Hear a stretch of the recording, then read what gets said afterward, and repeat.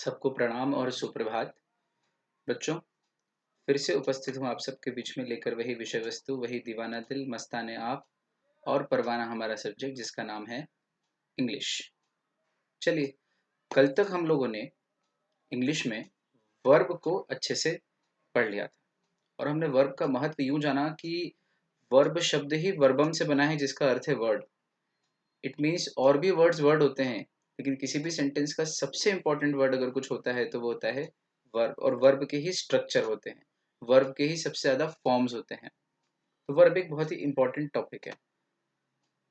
Verb एक part of speech है, ये भी हमने पढ़ा था। और वर्ब के हमने प्रकार देखे थे। तो कल हमने वर्ब के दो तरह से प्रकार देखे थे, क्लासिफिकेशन। वर्ब एक तो ट्रांजिटिव और दूसरा intransitive. I hope you people remember. और दूसरा था verb from the point of view of finite and non finite. ठीक है। ट्रांजिटिव मतलब जो रिसीवर जो ऑब्जेक्ट पर एक्शन दे, अपना इम्पैक्ट छोड़े, या यूं कहें कि जिसका डायरेक्ट ऑब्जेक्ट हो और वो एक्शन रिसीव करे। इंट्रांजिटिव मतलब जिसका कोई डायरेक्ट ऑब्जेक्ट नहीं होता, जिस वर्ब का, और जो कोई एक्शन रिसीव नहीं करता है डायरेक्ट ऑब्जेक्ट, ऐसी वर्ब इंट्रांजिटिव। और all passive voices are intransitive, ये भी हमने पढ़ा था। ठीक। एक्टिव भी हो सकता है इंट्रांजिटिव, लेकिन पैसिव तो सारे इंट्रांजिटिव ही होते हैं। और ट्रांजिटिव एक्टिव वॉइस। चलो, फाइनाइट मतलब जो अपने सब्जेक्ट यानी कि कर्ता के साथ, डूअर के साथ सब्जेक्ट से अग्री करते हैं।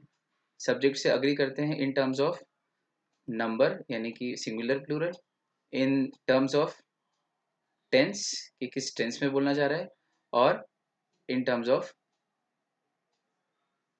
Number person. पर्सन यानी first person, second person, third person. ठीक है। नॉन फाइनाइट वर्ब से आज हम लोगों को पढ़ना स्टार्ट करना है। तो ये छोटा सा रिकॉल एंड रिवीजन, कल क्या पढ़ा उस चीज का। अब अपन आगे बढ़ रहे हैं। चलिए, तो अब स्टार्ट कर रहे हैं हम लोग नई वर्ब जिसका नाम है non finite verb.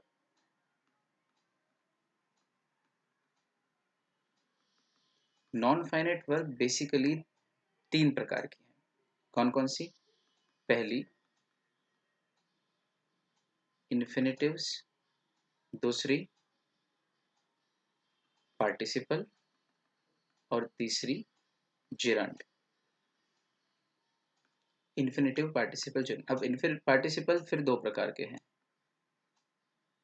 Present participle और पास्ट पार्टिसिपल। चलिए, तो अब इन तीनों को हम लोगों को बहुत अच्छे से समझना है। बहुत आसान है। चलो, सबसे पहले उठाते हैं इन्फिनिटिव्स, या इनफाइनाइट वर्ब्स भी बोलते हैं कोई कोई इनको। इन्फिनिटिव्स किसे कहते हैं? जब किसी वर्ब के आगे या वर्ब के पहले टू नाम का इन्फिनिटिव जोड़ दिया जाता है। ये टू को इन्फिनिटिव कह रहे हैं, तो टू जोड़ दिया जाता है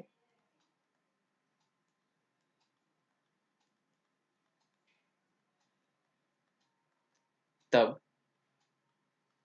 जब वर्ब के आगे टू इन्फिनिटिव जोड़ दिया जाता है तब वह इनफाइनाइट वर्ब बन जाती है, या नॉन फाइनाइट का एक भेद है इसलिए इन्फिनिटिव नाम दिया इसको। अब कैसे?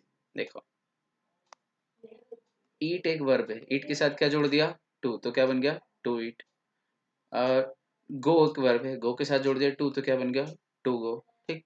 तो इसमें हमको ये समझ में नहीं आया सर कि ये नॉन फाइनाइट कैसे बनी।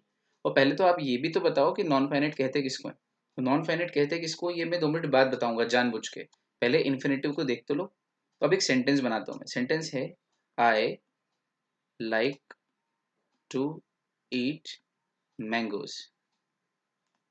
अब मुझे बताना कि इस सेंटेंस में सब्जेक्ट कौन है, पसंद कौन करता है?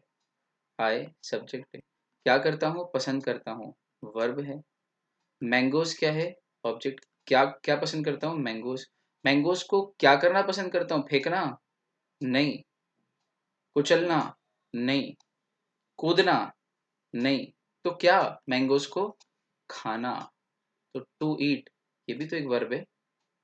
ईट एक वर्ब होती है, लेकिन यहाँ वर्ब वर्ब का काम नहीं कर रही, मेन वर्ब का काम। ये मेन वर्ब है। फाइनाइट वर्ब, ये कौन सी वर्ब हो गई, ये इन्फिनेटिव हो गई। क्यों? क्योंकि इसके आगे टू लग गया। तो जब किसी वर्ब के आगे टू लग जाए, इस वर्ब के आगे जब टू लग गया तो ये वर्ब क्या बन गई, टू लगने के कारण इन्फिनेटिव बन गई। और इन्फिनेटिव लगने के कारण अब ये कितने ही चेंजेस कर लो इनफाइनाइटली, ये ऐसी की ऐसी रहेगी। अब आप करके देखो इस सेंटेंस का चेंज। चलो इसको प्रेजेंट कंटिन्यूअस में चेंज करो, तो I am liking to eat mangoes. आप देख रहे हो टू ईट ऐसा कैसे ही रह रहा है, चेंज नहीं हो रहा है। लाइक चेंज हो रहा है, मतलब जो मेन वर्ब होती है वो अग्री करती है टेंस से, सब्जेक्ट से, नंबर से। तो इसका टेंस बदला, प्रेजेंट इंडेफिनिट से प्रेजेंट परफेक्ट, प्रेजेंट कंटिन्यूस में गए, तो लाइकिंग हुआ। तो वो आईएनजी किस में लगा, लाइक में। इसका मतलब मेन वर्ब एडजस्ट करती है और सेंटेंस के और सब्जेक्ट के मूड, सब्जेक्ट के टेंस या सब्जेक्ट के पर्सन और नंबर के हिसाब से अग्री करते हुए चलती है। तो जो अग्री कर रही है वो मेन वर्ब है, और जो अग्री नहीं कर रही है वो मेन वर्ब नहीं है। यानी कि जो अग्री करे वो फाइनाइट और जो अग्री ना करे वो नॉन फाइनाइट। और नॉन फाइनाइट का भी कौन सा भेद, टू लगने के कारण इन्फिनिट। ओ सर थोड़ा थोड़ा आ रहा है, अरे पूरा आ जाएगा बच्चों। देखो अगला sentence, she loves to dance. अब देखो आप इसके चेंज करके देखो। चलो इसको कन्वर्ट करते हैं पास्ट परफेक्ट में, तो she had loved to dance, ऐसा हो जाएगा। She had love to dance, to dance ऐसा कैसे ही रहेगा। तो डांस तो एक वर्ब है, लेकिन इस वर्ब के आगे टू लग गया, इसलिए ये इस सेंटेंस की वर्ब ना होते हुए इन्फिनेटिव वर्ब हो गई। यानी मेन वर्ब ना होके नॉन फाइनाइट वर्ब हो गई, इन्फिनेटिव हो गई। और मेन वर्ब कौन सी हो गई, लव्ड, ये मेन वर्ब हो गई। आया बच्चों, और करके देख लो। She is loving to dance, to dance वैसा का वैसे ही रहेगा, ये चेंज होने वाला नहीं है। चलो कुछ एग्जांपल लेते हैं इसके, देखो। um, हाँ, she refused to obey her teachers। कर रहे हो, एक्सरसाइज बना लेंगे इसको। they went to play, they went to play।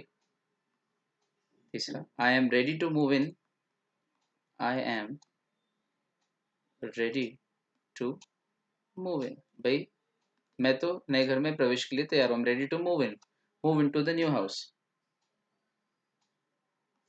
he sent her to see me,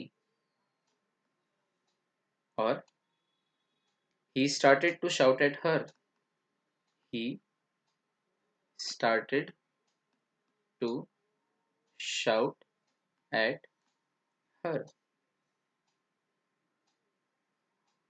ठीक है, 5 बातें।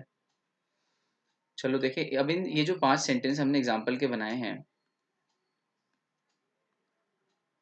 इन पांचों एग्जाम्पल्स को हम लोग चीर-फाड़ कर लेते हैं, समझ लेते हैं कि हम जो चाह रहे हैं ये वही है क्या, या इन्फिनेटिव्स ही हैं क्या इनमें। चलो कौन सी वर्ब चल रही है हमारी, नॉन फाइनाइट, और नॉन फाइनाइट का पहला भेद इन्फिनेटिव चल रहा है। तो शी सब्जेक्ट है, रिफ्यूज्ड वर्ब है, टू के साथ ओबे आया, तो ओबे तो एक वर्ब होते हैं, ओबे, ओबेड, ओबेइंग। लेकिन ये वर्ब टू के साथ है, इसलिए वर्ब का काम नहीं कर रही है, ये बन गया इस सेंटेंस का infinitive. She refused to obey her teachers. अब सिद्ध करने के लिए इसको फिर से कन्वर्ट करके देख लो। She is refusing to obey her teachers, she has refused to obey her teachers, she had refused to obey her teachers. Refused, refuses, refusing, had refused, had been refusing, has been refusing, जो भी changes आएंगे सब refuse में आएंगे, क्योंकि refuse इस sentence की main verb है। और टू ओबे वैसा का वैसे रहने वाला है। क्यों? क्योंकि अब वो इनफाइनाइट हो गया है, अब वो अनंत हो गया है, उसमें कोई चेंज आने वाला नहीं है। तो अब बताइए मुझे, इधर शी की जगह मैं दे कर दूं, तो क्या यहाँ पर ओबे का कुछ चेंज होगा? नहीं। अच्छा, दे था और दे का फिर मैं ही कर दूं, तो ओबेज हो जाएगा क्या? नहीं। लॉजिक समझ में आया? तो क्या सब्जेक्ट हमारा बदलता जाए, तो क्या सब्जेक्ट के हिसाब से ये वर्ब भी अग्री करते जा रही है और बदलते जा रही है? नहीं। क्यों? क्योंकि ये वर्ब सब्जेक्ट के हिसाब से, सब्जेक्ट के अकॉर्डिंग, सब्जेक्ट किस टेंस में बोलना कर रहा है, या सब्जेक्ट का क्या नंबर है, सिंगुलर है कि प्लूरल है, या अगर वो प्रोनाउन है तो उसका कौन सा पर्सन है, आई है, यू है कि ही शी इट है, सब्जेक्ट के टेंस, नंबर या पर्सन पे डिपेंड नहीं कर रही है ये वर्ब, डिपेंड नहीं कर रही है। कौन सी वर्ब? इन्फिनेटिव, या यूं कहें सभी नॉन फाइनाइट वर्ब्स डिपेंड नहीं करती हैं। तो फिर नॉन फाइनाइट वर्ब की परिभाषा अब सेंटेंस देखने के बाद जल्दी समझ में आ जाएगी और 1 मिनट में याद हो जाएगी। नॉन फाइनाइट वर्ब किसे कहते हैं? तो फाइनाइट यानी जो अग्री करे, तो नॉन फाइनाइट यानी जो अपने सब्जेक्ट के साथ नंबर, पर्सन और टेंस को लेकर अग्री न करे, जो अपने हिसाब से ही रहे, उसे कहते हैं नॉन फाइनाइट वर्ब। तो ये ग्रामर के रूल्स हैं, बस समझने के लिए हम इस तरह की भाषा बनाते हैं, अग्री करे या अग्री नहीं करे। एज सच वो कोई व्यक्ति तो है नहीं जो हमसे दुश्मनी लिए बैठा और हमारी बात से अग्री नहीं कर रहा है ना?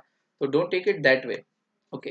लेकिन बस देख लो कि अगर सेंटेंस में ये वाली वर्ब इस तरह से नहीं चल रही, मतलब ये नॉन फाइनाइट है, और ये सब्जेक्ट के अकॉर्डिंग चलती है, तो ये इस सेंटेंस की फाइनाइट वर्ब है। तो फाइनाइट ही मेन है और नॉन फाइनाइट मेन नहीं है।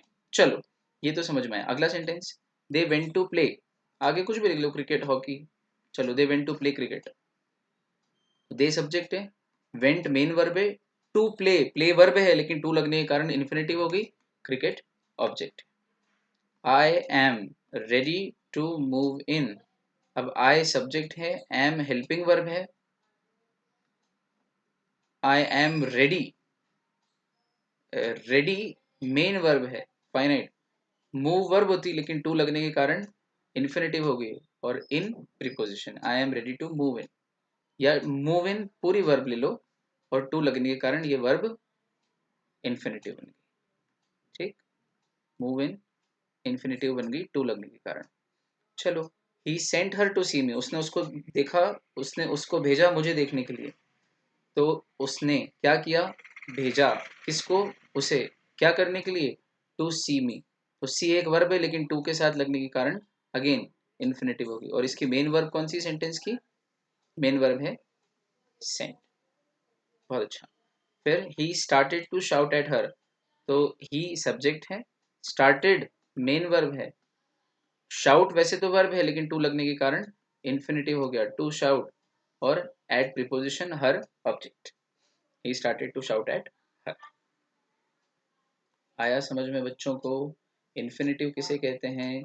जब टू प्लस वर्ब हो जाए, यानी कि वर्ब के साथ अगर टू जुड़ जाए तो वो वर्ब कौन सी वर्ब हो जाती है? इन्फिनेटिव वर्ब हो जाती है। और इन्फिनेटिव वर्ब कभी भी चेंज नहीं होती, अकॉर्डिंग टू इट्स सब्जेक्ट कभी भी चेंज नहीं होगी, वैसी की वैसी रहेगी, सेंटेंस को कितनी भी तरीके से बोल लो, यानी कि नॉन फाइनाइट है। परफेक्ट। चल, अगला टॉपिक लेते हैं। तो पहली वर्ब इन्फिनेटिव कंप्लीट, दूसरी है पार्टिसिपल। बहुत अच्छा। इस क्या पढ़ रहे हैं हम लोग? नॉन फाइनाइट वर्ब पढ़ रहे हैं, आईसीआई के मॉड्यूल में बहुत अच्छे से दे रखा है, हम उससे भी ज़्यादा अच्छे से पढ़ने की कोशिश कर रहे हैं, once and for ever. Participle शब्द, या यूँ कहें पार्टिसिपल नाम की जो वर्ब है उसके दो भेद हैं, प्रेजेंट पार्टिसिपल और पास्ट पार्टिसिपल, ठीक है। प्रेजेंट पार्टिसिपल तब बनता है जब वर्ब में आईएनजी जोड़ दिया जाता है, और पास्ट पार्टिसिपल तब बनता है जब वर्ब का थर्ड फॉर्म, थर्ड फॉर्म यानी कि पास्ट पार्टिसिपल फॉर्म बनाया जाता है। बनाया मतलब बने बनाए हैं, इंग्लिश में रूल हैं। एग्जांपल देता हूँ, गो, वेंट, गॉन, ये वर्ब का फर्स्ट फॉर्म है, ये सेकंड फॉर्म है, ये थर्ड फॉर्म है, ठीक है बच्चों। देखना और बनाते हैं, कम, केम, कम, ईट, एट, ईटन, सिंग, सैंग, संग। कुछ कुछ ईडी लगा के बनते हैं, जैसे कि climb, climbed, climbed, arise, arose, arisen, fly, flew, flown, drink, drank, drunk। ये कुछ इलस्ट्रेशंस हैं, एग्जाम्पल्स हैं वर्ब के 3 फॉर्म्स के। तो फर्स्ट फॉर्म को प्रेजेंट फॉर्म बोलते हैं, सेकंड फॉर्म को पास्ट बोलते हैं और थर्ड को पास्ट पार्टिसिपल बोलते हैं, जिसको हम लोग अभी पढ़ रहे हैं हैशटैग। ठीक है बच्चों, पास्ट पार्टिसिपल फॉर्म। तो ब्रेक का क्या बनेगा? Break, broke, broken. चलो अब प्रेजेंट पार्टिसिपल पे आओ। प्रेजेंट पार्टिसिपल किसको बोलते हैं? प्रेजेंट पार्टिसिपल जब वर्ब में आईएनजी लगाते हैं और वर्ब में आईएनजी लगाने के बाद जब वो एडजेक्टिव का काम करता है। मजेदार बात यह है कि जो पार्टिसिपल फॉर्म ऑफ वर्ब है ये एडजेक्टिव का काम भी करता है, एडजेक्टिव का काम भी करता है भी। और वर्ब प्लस आईएनजी तो एडजेक्टिव का काम ही करता है जब वो प्रेजेंट पार्टिसिपल होता है। जब देखा, आपको एक मजेदार चीज बताता हूँ, 2 मिनट रुकना। वर्ब में जब आईएनजी फॉर्म जोड़ते हैं तो ये 3 तरीके से होता है। एक होता है वर्ब में आईएनजी जोड़ा और वो तब भी मेन वर्ब ही रही, यानी कि फाइनाइट। दूसरा, वर्ब में आईएनजी जोड़ा और वो जिरंड बन गई, यानी कि नाउन का काम कर रही है। और तीसरा, वर्ब में आईएनजी जोड़ा तो वो प्रेजेंट पार्टिसिपल बन गई, प्रेजेंट पार्टिसिपल बन गई और किसका काम कर रही है? एडजेक्टिव का काम कर रही है।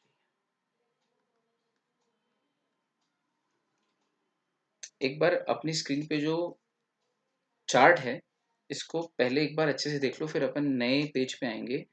ये याद कर लो कि वर्ब, नॉन फाइनाइट वर्ब का पहला प्रकार इन्फिनेटिव पढ़ने के बाद ये दूसरा प्रकार है पार्टिसिपल। तो पार्टिसिपल 2 प्रकार से बनती है, कोई भी वर्ब पार्टिसिपल 2 प्रकार से बनती है, या तो प्रेजेंट पार्टिसिपल या पास्ट पार्टिसिपल। अगर प्रेजेंट पार्टिसिपल बनती है तो फिर वर्ब में आईएनजी लगता है और वो वर्ब में आईएनजी लगने के बाद एडजेक्टिव का काम करती है, तो समझ में आता है कि ये प्रेजेंट पार्टिसिपल है। और या फिर पास्ट पार्टिसिपल, पार्टिसिपल का दूसरा भेद, और पास्ट पार्टिसिपल का अर्थ होता है वर्ब का थर्ड फॉर्म, और ये भी किसका काम करता है? ये भी एडजेक्टिव का ही काम करता है। ठीक, अब यहाँ पास्ट पार्टिसिपल फॉर्म को रोक दो, वो हम बाद में करते हैं। प्रेजेंट पार्टिसिपल पे वापस आओ। तो present participle form of verb जिसमें वर्ब में आईएनजी जोड़ते हैं और फिर आईएनजी जोड़ने के बाद जब वो एडजेक्टिव का काम करता है उसे हम कहते हैं प्रेजेंट पार्टिसिपल। अब देखो कितना जरूरी था, यहाँ पे नाउन भी आ रहा है, एडजेक्टिव भी आ रहा है। अगर हम पार्ट्स ऑफ स्पीच नहीं करते तो अभी कंफ्यूज होते, तो एक बार पढ़ना जरूरी था पार्ट्स ऑफ स्पीच हमारे लिए, है ना। आईसीएआई ने मॉड्यूल में पार्ट्स ऑफ स्पीच नहीं देकर थोड़ा सा पजल्ड कर दिया कि भाई पढ़ा तो सब उसी के बेसिस पे रहो, लेकिन आपने पार्ट्स ऑफ स्पीच फॉर्मली भी एक बार नहीं रखा। तो उनकी इस गलती को हमने, इस कमी को हमने पूरा किया पढ़कर। कोई बात नहीं, इंस्टीट्यूट को भी माफ करते हैं। चलो, अब वर्ब में आईएनजी जोड़ा तो ये तो 3 फॉर्म बनते हैं वर्ब में आईएनजी जोड़ने के बाद। वर्ब में आईएनजी जोड़ो तो मेन वर्ब भी होती है वो, वर्ब में आईएनजी जोड़ो तो वो जिरंड भी बन जाती है, और वर्ब में आईएनजी जोड़ो तो वो प्रेजेंट पार्टिसिपल जिसको हम पढ़ रहे हैं वो भी बनती है। तो जब वर्ब में आईएनजी नजर आएगी, जैसे playing, eating, smoking, drinking, coming, तो हमको कैसे पता चलेगा कि ये कम में जो आईएनजी लगा है कमिंग, ये जो ड्रिंक में आईएनजी लगा है ड्रिंकिंग, ये प्रेजेंट पार्टिसिपल है कि जिरंड है कि मेन वर्ब है? हमको कैसे पता लगेगा? तो बहुत आसान तरीका, ये जो मैंने चार्ट बनाया अभी, इससे याद रखना आप। ये चार्ट बना लो अपनी कॉपी में, फटाफट कॉपी लेके बैठना है, रोज कह रहा हूँ, हाँ, ये गड़बड़ मत करना। वर्ब में आईएनजी लगाते हैं और फिर आईएनजी लगाने के बाद अगर वो वर्ब वर्ब का ही काम करे, अगर वर्ब वर्ब का ही काम करे, वो भी उस सेंटेंस की मेन वर्ब का, तो समझो कि verb plus ING is equal to main verb है। ये आपको उसको पढ़ के उसका मीनिंग निकालना पड़ेगा। जब वर्ब में आईएनजी लगाएं और वो नाउन का काम करने लगे, ध्यान देना, नाउन का काम करने लगे, तो समझो आपने जिरंड बनाया है। और वर्ब में आईएनजी लगाएं और आईएनजी लगा के जब वो एडजेक्टिव का काम करने लगे तो समझना कि वो वर्ब में ING is equal to present participle form है। ठीक, अब मैं एग्जांपल देता हूं, समझना बच्चे लोग। ये वर्ब में आईएनजी लगाया तो तीन फॉर्म बन सकते हैं, मेन वर्ब या ये वर्ब या फाइनाइट कह दो, एक ही बात है। दूसरा जिरंड बन सकता है अगर वो सेंटेंस में नाउन का काम कर रहा है तो, और तीसरा प्रेजेंट पार्टिसिपल अगर वो एडजेक्टिव का काम। अब सेंटेंस बनाता हूँ, बहुत जरूरी सेंटेंस बना के देखना।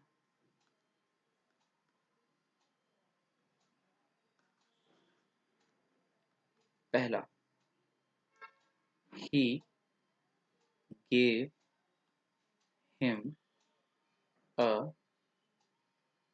shining metal piece. Second, smoking causes cancer. Third,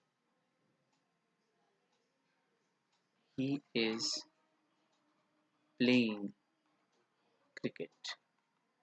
तीन बनाए सिर्फ अभी, है ना, बाद में और भी लेंगे अपन प्रेजेंट पार्टिसिपल के। चलो अब देखना जरा इस सेंटेंस को, he gave him a shining metal piece। इस सेंटेंस में कितनी वर्ब है? पहली वर्ब है gave, ये वर्ब है। फिर हिम तो प्रोनाउन है, ही भी प्रोनाउन है, सब्जेक्ट है, हिम इनडायरेक्ट ऑब्जेक्ट है और आर्टिकल है। शाइनिंग भी एक वर्ब है, शाइन, शोन, शाइन वर्ब है, शाइन, और उसका आईएनजी फॉर्म है शाइनिंग। तो यहाँ वर्ब प्लस आईएनजी नजर आ रहा है क्या? हाँ, वर्ब प्लस आईएनजी नजर आ रहा है, इस वाले में आ रहा है नजर, शाइनिंग में। मेटल पीस ऑब्जेक्ट, तो दो वर्ब होगी, एक तो वर्ब और दूसरा वर्ब प्लस आईएनजी। अब इन दोनों में से मेन वर्ब कौन सी है? तो करके देख लो, he gave him a shining piece of metal या शाइनिंग मेटल पीस, इसको कन्वर्ट करो तो प्रेजेंट इंडेफिनिट में, he gives him a shining metal piece. Shining में कोई चेंज नहीं हो रहा है, गिव का गिव हो रहा है। He had given him a shining piece of metal, had given हो रहा है लेकिन शाइनिंग वैसा का वैसे ही है। क्यों? क्योंकि यहाँ पे वर्ब और आईएनजी लगाने के बाद वो मेन वर्ब का, अगर मेन वर्ब होती तो सारे चेंजेस इसमें होते हैं। ये मेन वर्ब नहीं इस सेंटेंस की, ये क्या है इस सेंटेंस की? मेन वर्ब नहीं, नॉन फाइनाइट वर्ब। और नॉन फाइनाइट में भी कौन सी वाली है? आईएनजी लगा है तो या तो जिरंड या प्रेजेंट पार्टिसिपल। अच्छा, अब जिरंड और मतलब मेन वर्ब तो नहीं है, तो अब बचे दो, या तो जिरंड या प्रेजेंट पार्टिसिपल, क्योंकि आईएनजी लगने के बाद तीन ही ऑप्शन है, या तो verb plus ING main verb होगी, या जिरंड या प्रेजेंट पार्टिसिपल। अब मेन वर्ब तो नहीं है क्योंकि सारा मेन वर्ब का जिम्मा इसने उठा रखा है, गेव गिव गिवन इसमें हो रही सारी चेंजेस, इसका मतलब ये नॉन फाइनाइट है। नॉन फाइनाइट में जिरंड है कि पास्ट पार्टिसिपल, प्रेजेंट पार्टिसिपल। तो देखो किसका काम करी, he gave him a shining metal piece, metal piece दिया, कैसा? जो चमक रहा था। तो क्या शाइनिंग शब्द मेटल पीस की विशेषता बता रहा है? हाँ, विशेषता बताने वाले शब्दों को एडजेक्टिव बोलते हैं। इसका मतलब ये यहाँ पे वर्ब प्लस आईएनजी जो किया है, शाइन में आईएनजी लगाया है, शाइन में आईएनजी लगाया है, यानी वर्ब प्लस आईएनजी जो किया है, ये किसका काम कर रहा है इस सेंटेंस में? एडजेक्टिव का काम कर रहा है। और अगर एडजेक्टिव का काम कर रहा है इसका मतलब ये प्रेजेंट पार्टिसिपल का फॉर्म है। अब आया समझ? ठीक, वर्ब प्लस आईएनजी लगा के काम क्या कर रहा है ये महत्वपूर्ण है। सीए कर रहे हो आप, नाम के आगे सीए लगा लिया, वर्ब प्लस आईएनजी, लड़का नाम के आगे सीए, लड़की नाम के आगे सीए, काम क्या कर रहा है? बोले वो काम या तो प्रैक्टिस कर सकता है या काम जॉब कर सकता है किसी कंपनी में, खुद की प्रैक्टिस या जॉब, या तीसरा कुछ और ही व्यापार कर सकता है घर का करोड़ों रुपए वाला। ठीक, बस वैसे लॉजिक, सिंपल लॉजिक। वर्ब में आईएनजी लगाने के बाद तीन काम हो सकते हैं, या तो वो ये वाला काम करेगी या ये वाला काम करेगी या ये वाला। तो ये वर्ब डिसाइड करती है कि मैं कौन सा काम करूंगी? नहीं, ये तो स्पीकर डिसाइड करता है, बोलने वाला। हम तो ग्रामर के रूल्स पढ़ने के लिए इस एंगल से पढ़ रहे हैं। आया समझ? परफेक्ट। चलो अब देखो, स्मोकिंग कॉजेस कैंसर। तो स्मोक एक वर्ब है क्या? हाँ, स्मोक एक वर्ब है। और इसमें आईएनजी लगा दो तो क्या बन जाता है? स्मोक प्लस आईएनजी, इक्वेट करते जाना ऊपर नीचे, तो बन जाएगा स्मोकिंग। तो स्मोकिंग एक वर्ब है इस सेंटेंस में, तो ये एक वर्ब है। कॉजेज कैंसर, कॉजेज एक वर्ब है, हाँ कॉजेज एक वर्ब है। कॉज, कॉज्ड, कॉजेज वर्ब है। कैंसर एक ऑब्जेक्ट है, एक वस्तु है जो हो गई अगर स्मोकिंग किया तो। पर मजा ये है कि बिना सब्जेक्ट के सेंटेंस कैसे बनेगा? तो फिर इस सेंटेंस में सब्जेक्ट कौन है, यानी कि नाउन, क्योंकि सब्जेक्ट हमेशा नाउन या प्रोनाउन होगा। तो सब्जेक्ट यहाँ पर नाउन है क्योंकि नाम दिया है प्रॉपर, स्मोकिंग, इट, दे, ऐसा तो कुछ नहीं लिखा है, स्मोकिंग बराबर है। तो स्मोकिंग किसका काम कर रहा है यहाँ पे? वर्ब होने के बावजूद भी नाउन का काम कर रही है। तो जब वर्ब में आईएनजी लगा दें, ध्यान देना, और वो नाउन का काम करे, उस सेंटेंस की नाउन बन जाए वो, तो समझो वो verb plus ING is equal to gerund है। ठीक, अब इसको चेंज करके भी देख लो, स्मोकिंग कॉज्ड कैंसर हो जाएगा, स्मोकिंग इज कॉजिंग कैंसर हो जाएगा, स्मोकन हैड कॉज्ड कैंसर। तो वो सारे चेंजेस किस में होंगे? कॉज में, मतलब कॉज इस सेंटेंस की क्या है? मेन वर्ब है। और स्मोकिंग क्या है? नॉन फाइनाइट है, तो वर्ब पर नॉन फाइनाइट है, इसका कोई रिलेशन नहीं है सब्जेक्ट से, बल्कि खुद सब्जेक्ट बन के बैठ गई है। तो ये कौन सी वर्ब है? Non finite. और नॉन फाइनाइट है तो मतलब मेन नहीं है। तो मेन नहीं है तो बची दो, वर्ब आईएनजी लगाने के बाद वर्ब आईएनजी तीन फॉर्म, जिनमें से अगर मेन वर्ब नहीं तो बचे दो, और उन दो में से भी काम किसका कर रही है? नाउन का। इसका मतलब एडजेक्टिव फॉर्म नहीं है, मतलब प्रेजेंट पार्टिसिपल तो नहीं है, जिरंड है। Last sentence, I is playing, ओ आई इज लिख दिया मैंने, sorry sorry sorry, I is playing cricket थोड़ी होगा, आई एम प्लेइंग क्रिकेट होगा। अगर आप कुछ गलत सोच रहे थे तो बिल्कुल टेंशन वाली बात नहीं, ह्यूमन एरर है, बोलते बोलते लिखते लिखते हो जाता है कभी कभी। आई एम प्लेइंग क्रिकेट। चलो, अब जो आई एम प्लेइंग क्रिकेट है, इसमें आई तो सब्जेक्ट है, एम हेल्पिंग वर्ब है, प्लेइंग मेन वर्ब है, क्रिकेट ऑब्जेक्ट। अब आप देखो, प्लेइंग में आईएनजी है या नहीं, वर्ब प्लस आईएनजी है या नहीं? हाँ है। इस वर्ब प्लस आईएनजी को हम कौन सा वाला कहेंगे? बोले, देख लेते हैं क्या काम कर रही है। I am playing cricket change करो, आई प्लेड क्रिकेट। ओ, फिर चेंज करो, I had played cricket. Okay, फिर चेंज करो, present indefinite, I play cricket. तो सारा चेंज इसमें हो रहा है, मतलब ये जो वर्ब और आईएनजी वाला सेंटेंस है, ये मेन वर्ब है, क्योंकि ये इस सेंटेंस की फाइनाइट वर्ब है, सारे चेंजेस इसी में होंगे। आई की जगह ही कर दो तो ही इज प्लेइंग क्रिकेट हो जाएगा, शी कर दो तो शी इज प्लेइंग क्रिकेट हो जाएगा। फिर अगर मोड बदल दो, टेंस बदल दो, तो प्ले का प्लेड हो जाएगा, उसका भी सिंगुलर कर दो और प्रेजेंट इंडेफिनिट में ले आओ, तो सिंगुलर के साथ एस आ जाएगा, आई के साथ प्ले हो जाएगा, ही के साथ प्लेज हो जाएगा, सारा चेंज इसमें हो रहा है।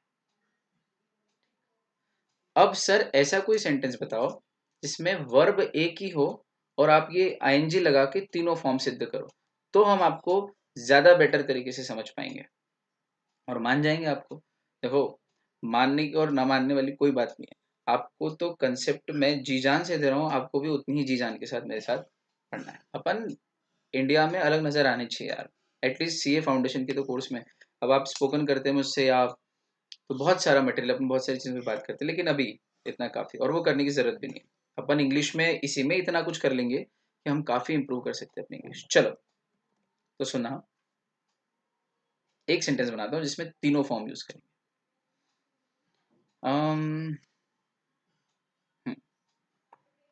I am playing cricket.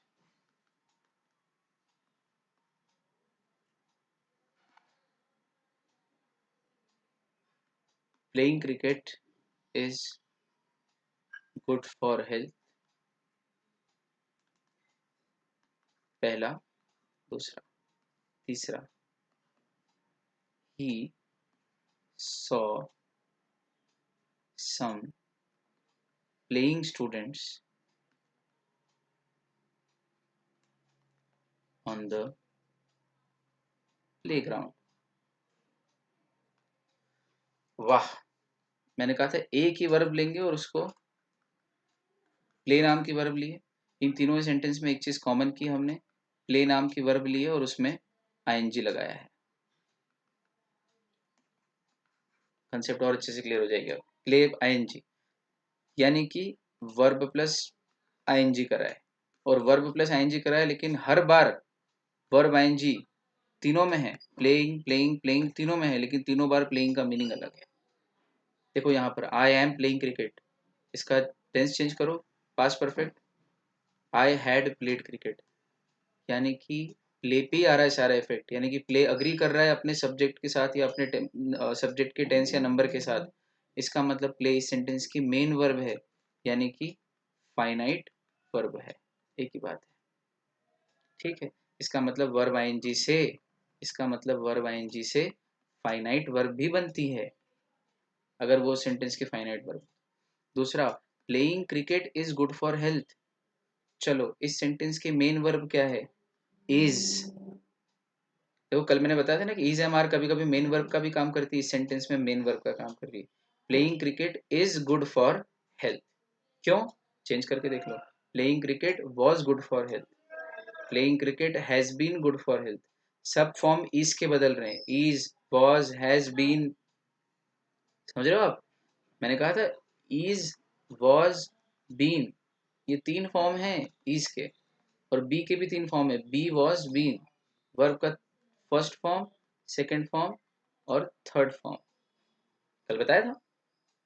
एक एक चीज अपन कर रहे हैं भाई, कुछ नहीं छोड़ रहे। तो ये इज का बीन हो गया, playing cricket has been good for health, तो प्लेइंग का चेंज हो रहा है, कितने भी फॉर्म चेंज करो प्लेइंग चेंज नहीं हो रहा है। इसका मतलब ये फाइनाइट तो नहीं है, मतलब वर्ब प्लस आईएनजी लगा के एक फॉर्म बना नॉन फाइनाइट।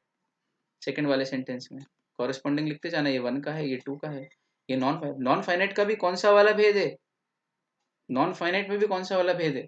तो क्या ये इस सेंटेंस का सब्जेक्ट है, यानी नाउन का काम कर रहा है? हाँ, इसका मतलब ये नाउन का काम कर रहा है। इसका मतलब यहाँ verb plus ING is equal to gerund है, क्योंकि वर्ब आईएनजी से जिरंड भी बनता है, ठीक। और तीसरा sentence, he saw some playing students on the ground. अब इसको चेंज करके देखो किसी दूसरे टेंस में, उसने देखे थे, अभी देख रहा है, he is seeing, he is seeing some playing students on the ground, वो देखता है, he sees some playing students on the ground. Playing change हो रहा है क्या? नहीं। इसका मतलब थर्ड वाले में भी वर्ब प्लस आईएनजी है, जिसमें नॉन फाइनाइट है, चेंज नहीं हो रहा है, और नॉन फाइनाइट वर्ब है प्ले, वो किसका काम कर रही है? स्टूडेंट्स को। क्या देखे उसने? देखे, क्या देखे? स्टूडेंट्स। कैसे स्टूडेंट्स? खेलते हुए बच्चे, उसने मैदान पर खेलते हुए बच्चे देखे। बच्चे बैठे थे कि खेल रहे थे? खेल रहे थे। तो खेलने वाले बच्चे, ये बच्चों की विशेषता हो गई। नॉर्मल बच्चे कि खेलते हुए बच्चे? खेलते हुए बच्चे। इसका मतलब यहाँ पर बच्चों की विशेषता बता रहा है, यानी कि एडजेक्टिव का काम कर रहा है वर्ब प्लस आईएनजी। तो जब वर्ब प्लस आईएनजी एडजेक्टिव का काम करे as a non finite verb, इसका मतलब वो क्या है उस सेंटेंस की? प्रेजेंट पार्टिसिपल है। ये हो गया परफेक्ट, आया समझ? चल, तो क्या पढ़ा हमने, फिर देखना, हाँ कंफ्यूज नहीं। Finite, non finite, non finite में पहला इन्फिनेटिव, दूसरा पार्टिसिपल, और पार्टिसिपल का पहला प्रेजेंट पार्टिसिपल। इन्फिनेटिव में टू लगा दो तो बन जाता है two plus verb, present participle और पास्ट पार्टिसिपल। और प्रेजेंट पार्टिसिपल हमने अच्छे से पढ़ लिया। और तीसरा एक था जिरंड, वो जिरंड भी हम लोगों ने पढ़ लिया। क्या? बहुत आसान है, जिसमें वर्ब में आईएनजी जोड़ दो और वो नाउन का काम करने लग जाए तो वो जिरंड हो जाता है, और वर्ब में आईएनजी जोड़ दो और वो एडजेक्टिव का काम करने लग जाए तो प्रेजेंट पार्टिसिपल है, ठीक है। पास्ट पार्टिसिपल के एग्जाम्पल हमने नहीं देखे। पास्ट पार्टिसिपल भी दो तरह से होगा, या तो ये मेन वर्ब का काम करेगा, या ये नॉन फाइनाइट वर्ब का काम करेगा। मेन वर्ब का काम कैसे करेगा?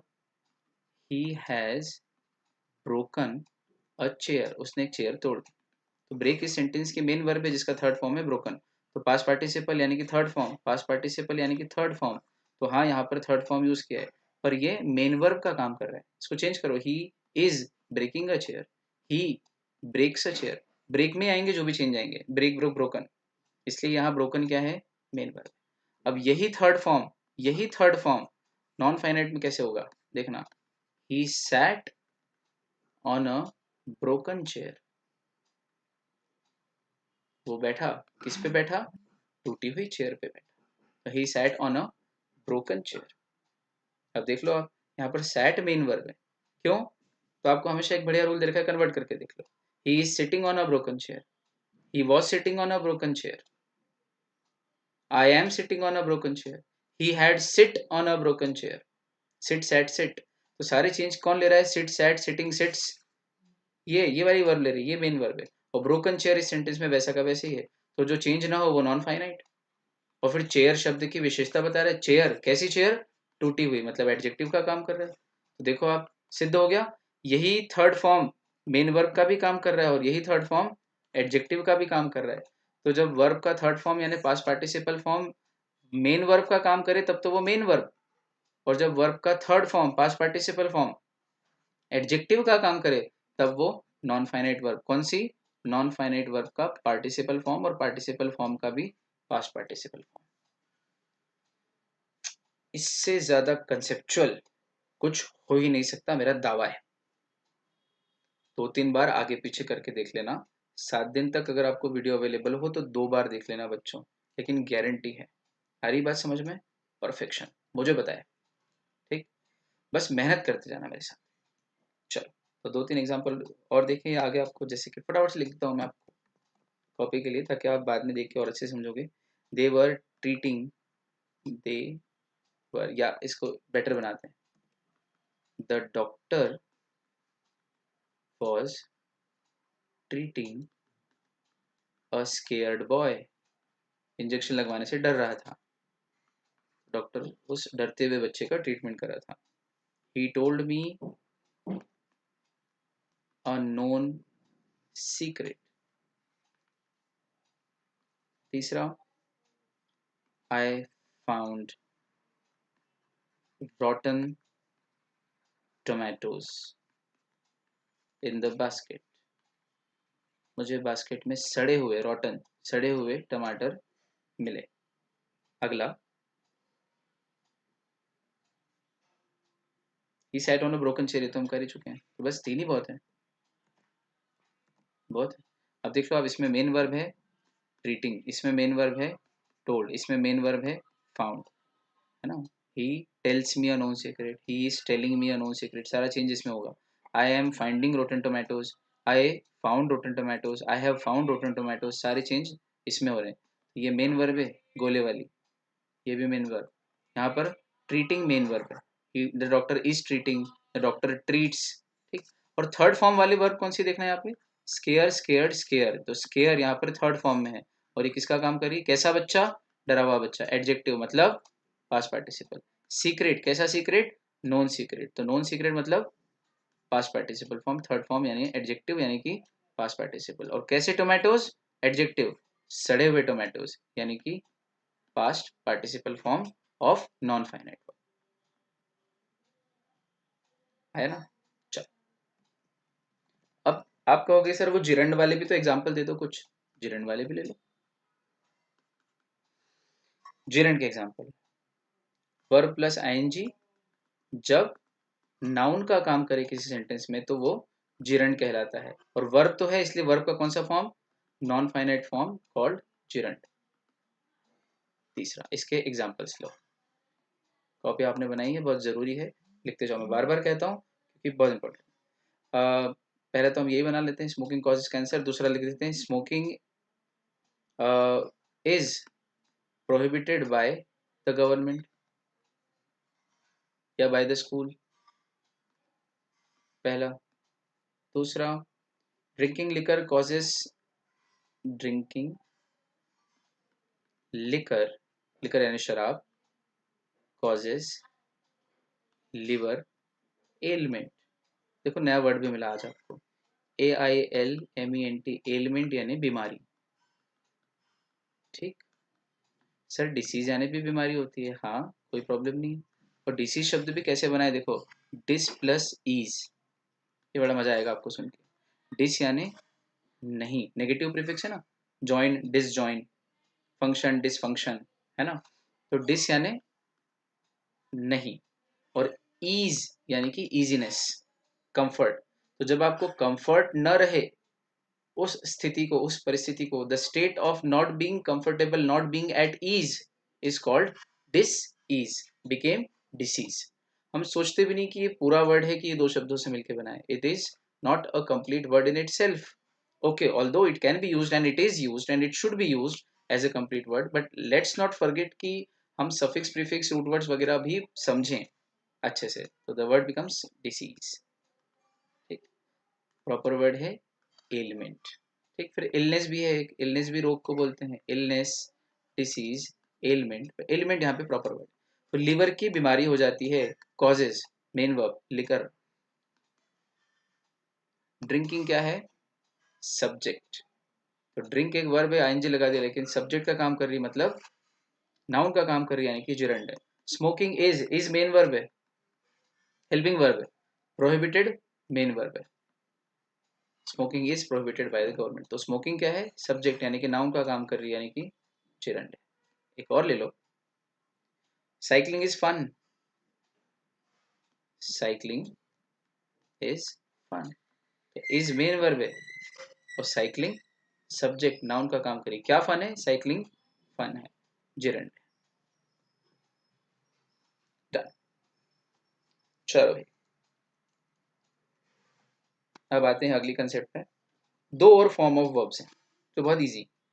दो फॉर्म और है वर्ब्स के, जो नॉन फाइनाइट फाइनाइट से हट के अलग ही फॉर्म है। हम इसको हेडिंग दे सकते हैं, फाइनाइट पढ़ ली, नॉन फाइनाइट पढ़ ली, ट्रांजिटिव पढ़ ली, इंट्रांजिटिव पढ़ ली, transitive intransitive, finite non finite. अगला जो फॉर्म है वो है, यूं कह लो, other forms of verb. Other forms of verb दो बचते हैं मेन, इसमें एक है ऑक्सिलियरी वर्ब्स, और दूसरा है मोडल वर्ब्स, या इनको आप प्यार से मॉडल्स भी बोलते हैं। देखो, इसको कोई कोई ऐसे प्रोनाउंस करते हैं, मोडाल्स, और मैं इसको प्रोनाउंस करता हूँ मॉडल्स या मॉडल वर्ब्स।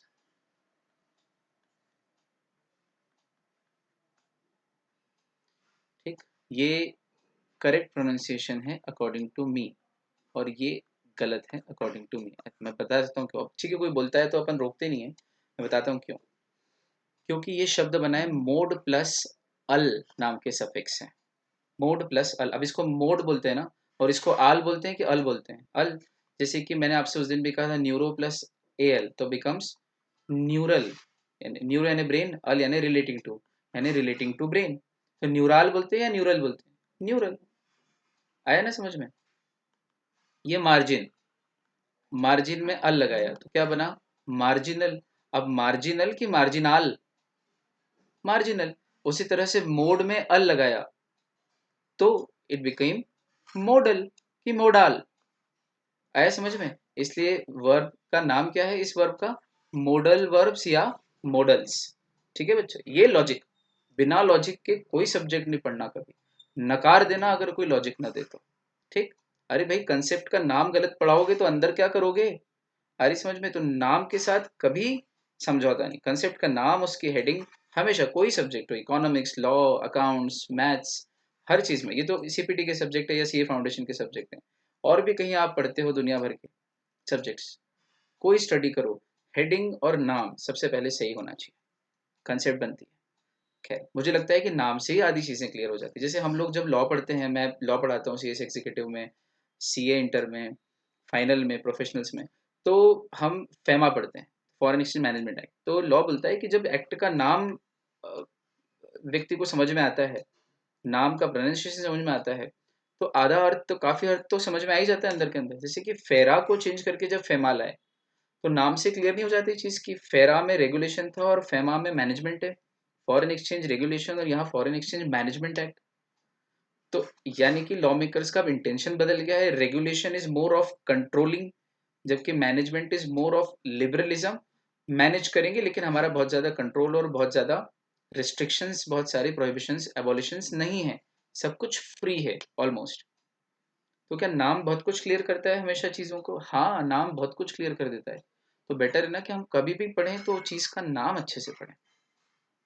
ठीक है, चलो तो कौन सी वर्ब? Modal verbs. अब इसका अर्थ तो समझ लें, वो वर्ब्स जो काम करने का मोड बताएं, रिलेटिंग टू मोड, एल यानी कि रिलेटिंग टू, तो mode plus L is equal to modal, यानी कि जो काम करने का मोड यानी कि तरीका बताएं। अब तरीके कितने होते हैं? तरीके होते हैं जैसे पॉसिबिलिटीज बताए, पॉसिबिलिटी का मोड बताए, जो परमिशन का मोड बताए, जो अबिलिटी का मोड बताए, मोड यानी तरीका। अबिलिटी का तरीका क्या होता है? You can score good marks, तो कैन अबिलिटी बता रहा है, कर सकते हो, you can. Permission, you may come in, तुम अंदर आ सकते हो, ये परमिशन है। Possibility, it might rain today, तो ये पॉसिबिलिटी बता रहा है ना। और मे को पॉसिबिलिटी में भी लेते हैं, परमिशन पॉसिबिलिटी दोनों में आएगा। ठीक है, कैन का कुड भी आएगा, तो ये तुमको करना ही पड़ेगा। Compulsion is also a mode, compulsion यानी कंपल्सरी करना किसी चीज को, ये भी एक तरीका है बात करने का। तो पॉसिबिलिटी के तरीका, परमिशन बताने का तरीका, अबिलिटी बताने का तरीका, कंपल्शन बताने का तरीका। कंपल्शन का, you ought to obey your teachers या पेरेंट्स, तो ऑट टू क्या हो गया? कंपल्शन बता रहा है। माइट पॉसिबिलिटी बता रहा है। मे परमिशन शो कर रहा है, कभी कभी पॉसिबिलिटी भी शो करता है मे। कैन कैपेबिलिटी शो करता है, ठीक, और कभी कभी कैन पॉसिबिलिटी भी शो करता है। तो ये जो can, could, may, might, ought to, ये सारे जो वर्ड्स हैं, ये कौन से वर्ड्स हैं? ये मोडल वर्ब्स हैं। और मोडल क्यों? क्योंकि ये मोड बताते हैं किसी भी चीज को करने का, कि वो पॉसिबिलिटी का मोड है, कि परमिशन का मोड है, कि कंपल्शन का मोड है, या अबिलिटी का मोड है, इसलिए इन्हें कहते हैं मोडल वर्ब्स। आया समझ में बच्चों? कितना आसान है मॉडल वर्ब्स, एक बार नाम पढ़ लिया ना मॉडल, समझ में आ गया। ये 4 5 6 नाम है, can, could, may, might, ought to, should, ये कौन सी वर्ब्स हैं? Modal verbs. कितना आसान है ना? और ये सब आगे काम आने वाला है मॉडल वर्ब्स। मॉडल वर्ब्स वाले सेंटेंसेस हम जब देखेंगे, इनका जब हम एक्टिव पैसिव करेंगे तब बड़ा मजा आएगा। ठीक, और लास्ट वर्ब है ये, कौन सी? Auxiliary verb. तो ऑक्सिलरी वर्ब हम लोग समझ लेते हैं। ऑक्सिलरी वर्ब कोई कठिन नाम नहीं है। ऑक्सिलरी शब्द का अर्थ होता है हेल्पिंग या एंसिलरी, सहायक, जो मेन ना हो। ठीक, तो has, have, be, is, am, are, was, were, had, been, being, etc. ये सब क्या है? Helping verb. कैसे हेल्पिंग वर्ब है?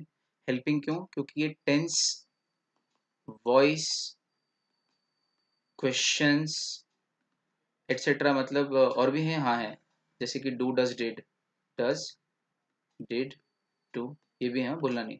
तो टेंस बनाने में हेल्प करती है, वॉइस बनाने में हेल्प करती है, क्वेश्चंस फॉर्म करने में हेल्प करती हैं, इसलिए इन्हें हेल्पिंग वर्ब कहते हैं। जैसे मुझे कहना है कि मैं खा रहा हूँ, खाने के लिए तो मुझे ईट मालूम है, तो आई ईट, है ना, खाना, तो फूड, आई ईट फूड, पर खा रहा हूँ। अब ये मुझे टेंस ये वाला बनाना है, प्रेजेंट कंटिन्यूअस, तो आई ईट फूड से तो नहीं बनेगा, तो फिर मुझे हेल्पिंग वर्ब एम का इस्तेमाल करना पड़ेगा, आई एम, और फिर टेंस आईएनजी लगाने से बनेगा, तो आई एम ईटिंग फूड। तो मैं ठीक से बोल पाऊंगा ना कि मैं खा रहा हूँ, कि खा चुका हूँ, कि खाता रहता हूँ, कि खाया था, तो एम के बिना नहीं बोल पाऊंगा। ऐसे ही शी होगा तो उसके साथ इस लगाना पड़ेगा। अच्छा, मुझे कहना है कि मैं खा चुका हूँ, तो आई के साथ फिर मुझे हैव लगाना पड़ेगा, और वर्ब का थर्ड फॉर्म करना पड़ेगा, I have eaten food, have taken my meal, तो हैव लगाना पड़ेगा। तो ये हेल्प करते हैं, ऑक्सिलरी हैं, सहायक हैं, इनके बिना हम टेंस का फॉर्मेशन नहीं कर सकते, वॉइस नहीं बना सकते, है ना। जैसे कि शी प्लेज क्रिकेट। अब इसका वॉइस चेंज करो तो क्या बनेगा, क्रिकेट इज प्लेड बाय हर। इसका मतलब इज नहीं बनाए तो हम इसका पैसिव कर ही नहीं सकते, ये एक्टिव वॉइस का पैसिव वॉइस हम कर ही नहीं सकते थे। तो इज यानी हेल्पिंग वर्ब में सहायता की, तभी तो हम इसका वॉइस चेंज कर पाए, है कि नहीं। इसका मतलब ये वॉइस में भी काम है। दूसरा क्वेश्चन बनाने में काम आता है। मुझे पूछना है तुम क्रिकेट खेलते हो क्या, तो ऐसे ही पूछूंगा ना, डू यू प्ले क्रिकेट। अब डू ना होता, डू नाम के हेल्पिंग वर्ब, तो क्वेश्चन कैसे बनाता, यू प्ले क्रिकेट। गलत है, ग्रामेटिकली करेक्ट है, इनकरेक्ट है। डू लगाना जरूरी है। तुम क्रिकेट खेलते थे, डिड यू प्ले क्रिकेट। वह क्रिकेट खेलता है, does he play cricket. Do did does का प्रयोग भी करना था, हमने कर लिया। हैज हैव से भी बनेंगे, has he played cricket, have you played cricket, is she coming tomorrow, am I your teacher, are they looking at us, was he looking at me, were they coming yesterday. आ रहा है समझ में। तो क्या ये क्वेश्चन बनाने के काम आ रहे हैं, हाँ क्वेश्चन फॉर्म करने के काम आते हैं। और काम आते हैं मतलब हेल्प करते हैं, मेन वर्ब के साथ साथ जुड़ जाते हैं बेचारे काम करने के लिए मेन वर्ब के साथ, इसलिए इनको हेल्पिंग वर्ब या ऑक्सिलियरी वर्ब कहा जाता है। आया बच्चों। तो इस तरह से आज हमारी सारी वर्ब्स कंप्लीट होगी। एक बार रिवाइज कर लो फटाफट से। वर्ब के प्रकार, ट्रांजिटिव, इंट्रांजिटिव, ठीक है आता है। फिर फाइनाइट, नॉन फाइनाइट, ठीक है आता है। नॉन फाइनाइट के कितने भेद, तो तीन मुख्य भेद नॉन फाइनाइट के। इन्फिनेटिव टू लगाने से बनता है, जिरंड आईएनजी लगाने से बनता है लेकिन नाउन का काम करता है। पार्टिसिपल दो तरीके से, present participle, past participle. Present participle ING लगाने से बनता है, एडजेक्टिव का काम करता है। पास्ट पार्टिसिपल वर्ब का थर्ड फॉर्म एडजेक्टिव का काम करता है। Non finite verbs main verb नहीं होती और कभी भी अकेली नहीं रहती। मेन वर्ब तो होगी होगी कोई ना कोई सेंटेंस में, और उसके साथ नॉन फाइनाइट हो सकती है। अकेली नॉन फाइनाइट वर्ब का सेंटेंस नहीं बनता, ठीक है। और फिर उसके बाद अदर फॉर्म्स ऑफ वर्ब में, अदर काइंड्स ऑफ वर्ब में दो तरह की, मोडल वर्ब्स और ऑक्सिलरी वर्ब्स। मोडल वर्ब्स जो मोड्स बताती हैं, तरीके बताती हैं कि काम कैसे तरीके से होगा। परमिशन का मोड, पॉसिबिलिटी का मोड, अबिलिटी का मोड, कंपल्शन का mode, etcetera. Can, could, may, might, ought to, should, etcetera, ठीक है। ऑक्सिलरी वर्ब जो जिनसे टेंस बनाने में मदद मिलती है, वॉइस बनाने में मदद मिलती है, क्वेश्चन फॉर्म करने में मदद मिलती है, उनको बोलते हैं auxiliary verb. Has, have, be, is, am, are, was, were, had, have, been, being, do, does, did, etcetera. Full revision आखिरी के 2 मिनट में, ठीक है। चलो along with all the questions and exercises। आज हमने एक्सरसाइजेस बहुत जल्दी किए क्योंकि टॉपिक बहुत सारा था हमारे पास पढ़ने के लिए। चलो, तो अब आज के रूट वर्ड ले लेते हैं। कल भी हमने रूट वर्ड लिया था, आज भी रूट वर्ड लेते हैं। आज का पहला रूट वर्ड है ए डबल एन एन या ई डबल एन एन, दोनों फॉर्म में चलता है, ठीक। इसका मीनिंग क्या होता है, आपकी कॉपी में कॉलम बने हुए हैं। इस रूट वर्ड का मीनिंग होता है ईयर। ये है रूट वर्ड, ये है रूट वर्ड का मीनिंग। फिर इससे बनने वाले वर्ड्स, इससे वर्ड्स बनते हैं एनम, एनिवर्सरी। इसका एक फॉर्म ई डबल एन भी चलता है, तो millennium, biannual, bye एनियल,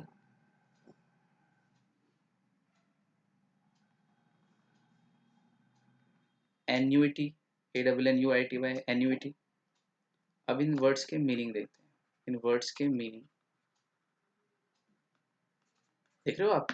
annum में एन है, एनिवर्सरी में एन है, मिलेनियम में एन है, बायएन्युअल में एन है, बायएनियल में एन है, एन्युइटी में एन है ना। और इन दोनों का मीनिंग ईयर है। एनम मतलब ईयर, एनिवर्सरी मीन्स जो वंस इन एन ईयर आती है, वर्षगांठ, वेडिंग एनिवर्सरी या बर्थ एनिवर्सरी। मिलेनियम तो एन यानी ईयर और मिल लगा दिया यानी कि 1000, तो पीरियड ऑफ 1000 ईयर्स, मिलेनियम।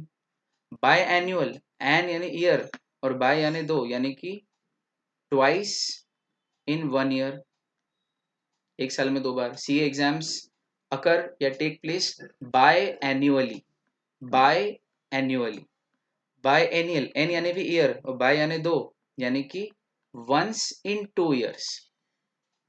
देखो अंतर दिख रहे हो आप, यहाँ एक साल में 2 बार, एक में 2 बार, और यहाँ 2 साल में 1 बार। तो ICC T20 world cup takes place biennially, CA exams take place biannually. Logical अंतर। एन्युइटी जो कैलकुलेटेड ऑन ईयरली बेसिस, एक सम होता है एन्युइटी, आप कैलकुलेट करते हो स्टेटिस्टिक्स में, पढ़ा होगा आपने। कितना बढ़िया यार, अब कभी हमको ये सब वर्ड्स देखने में आएंगे तो हम समझ जाएंगे कि इसमें कहीं ना कहीं ईयर का कुछ न कुछ तो लोचा है। एन या एन नाम का रूट वर्ड है। ठीक, एक और ले लो आज का दूसरा, कल भी 2 लिए थे। दूसरा ले लो आप आज एक लॉजी, LOGY। लॉजी का अर्थ होता है स्टडी, साइंस, नॉलेज। ठीक, लॉजी इसका मीनिंग है स्टडी। इसके वर्ड्स बहुत सारे बनते हैं, हम 3-4 लेते हैं। बायोलॉजी, बायोलॉजी नहीं है, बायोलॉजी, बायोलॉजी, न्यूरोलॉजी, कार्डियोलॉजी,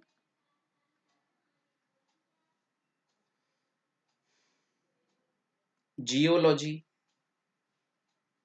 और बहुत सारे। अब बायो का अर्थ है लाइफ, यानी study of life, plants, animals, human beings, biology में सब आ गया। Neurology study of brain, cardiology study of heart, cardio heart का रूट वर्ड है, न्यूरो ब्रेन का है, बायो लाइफ का है, जियो यानी अर्थ, तो study of earth is geology.